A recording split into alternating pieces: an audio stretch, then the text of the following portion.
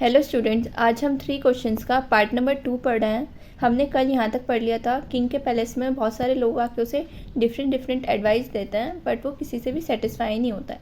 सो king कहता है कि वो एक हर्मिट की एडवाइस लेगा। हर्मिट कौन होता है स्टूडेंट्स? जो पर्सन अलोन एक स्मॉल फॉरेस्ट में रहता है और एक सिंपल लाइफ गुजारता है। तो जब वो उसकी हट के पास जाता है तो वो एक सिंपल मैन बन के जाता है, ऑर्डिनरी क्लोथ्स पहन के, और अपना हॉर्स और अपने बॉडी गार्ड को पीछे छोड़ देता है और उसकी हट तक आगे अकेले जाने का फैसला लेता है। तो स्टूडेंट्स, आगे क्या होता है? जब किंग हर्मिट की हट के पास आ जाता है, वो देखता है कि हर्मिट जो है वो ग्राउंड में डिग कर रहा है, मीन्स गड्ढा खोद रहा है। फिर वो किंग को ग्रीट मीन्स हेलो हाई करता है एंड कंटिन्यू डिगिंग। उससे मिलके वो अपना वापस से गड्ढा खोदने में लग जाता है। The hermit was old and weak. अब यहाँ पे हर्मिट का अपेयरेंस बता रखा है स्टूडेंट्स। यहाँ से क्वेश्चन आता है, द हर्मिट कैसा था? Old and weak. जैसे जैसे वो काम कर रहा था वो बहुत उसका सांस फूलने लगा था क्योंकि वो ओल्ड था। The king went up to the hermit and said, I have to come to you wise hermit. King उसके पास जाता है और कहता है, मैं आपसे मिलने आया हूँ, आप वाइज मैन है, मीन्स समझदार है, टू आस्क यू 3 क्वेश्चंस, और मैं आपसे 3 क्वेश्चंस पूछना चाहता हूँ। फिर वो स्टूडेंट्स हर्मिट से कहता है कि मैं आपसे 3 क्वेश्चंस पूछना चाहता हूँ। कोई भी चीज़ करने का राइट टाइम क्या होता है? किन पीपल की मुझे बात सुननी चाहिए?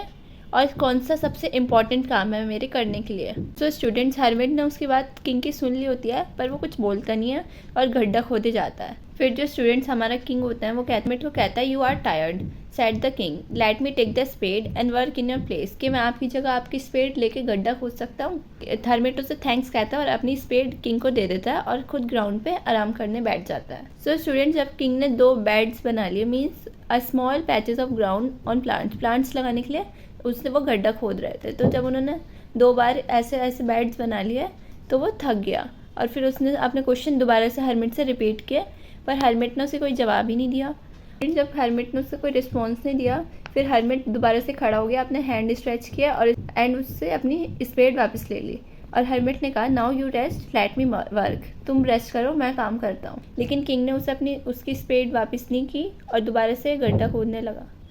इसी तरीके से उनका 1 घंटा निकल गया स्टूडेंट्स। देन उसके बाद दूसरा आवर भी पास हो गया।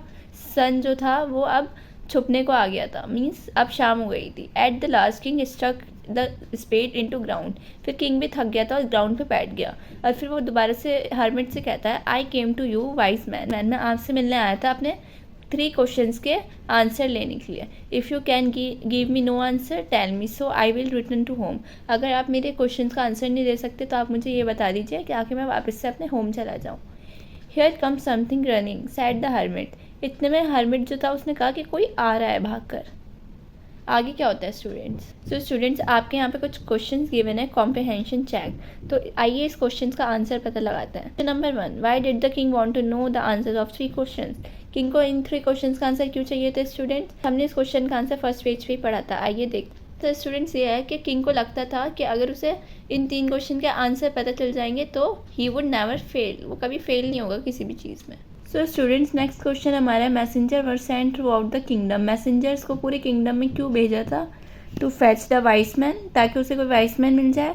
To find the answer of the questions, to look for the wise hermit, to announce a reward. तो इसका सबसे एक्यूरेट आंसर सेकंड वाला है। उसे अपने क्वेश्चंस के आंसर चाहिए थे, इसलिए उसने किंगडम में मैसेंजर्स को भेजा था।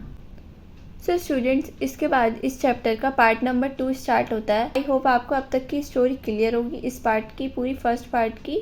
नेक्स्ट पार्ट हम अगली वीडियो में कवर करेंगे। Thank you.